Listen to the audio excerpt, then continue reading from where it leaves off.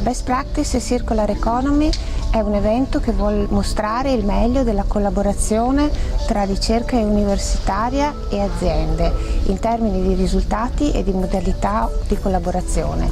È una grande sfida che non possiamo perdere. Questa mattina parleremo di casi industriali che prevedono aziende che investono in tecnologie e sostanzialmente in conoscenza per valorizzare dei cosiddetti prodotti secondari, quindi rifiuti, reflui piuttosto che sottoprodotti che altrimenti sarebbero teoricamente conferiti in discarica o comunque smaltiti in maniera indifferenziata, che invece vengono valorizzati, vengono nobilitati attraverso dei processi di trasformazione per dare vita a nuovi cicli produttivi e addirittura a nuovi prodotti. Il mio compito sarà quello di spiegare effettivamente quelli sono i dettami dell'economia circolare, che prevede sostanzialmente l'utilizzo dei materiali con un ciclo di vita il più lungo possibile, quindi cercare sostanzialmente di recuperare il più possibile materiali in modo tale che ci sia poca o nulla produzione di rifiuti.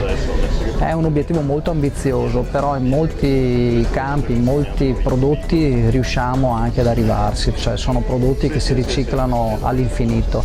Altri invece stiamo cercando con l'aiuto della ricerca, quindi con l'aiuto dell'università, di arrivare a nuovi prodotti che possono essere riciclati n volte.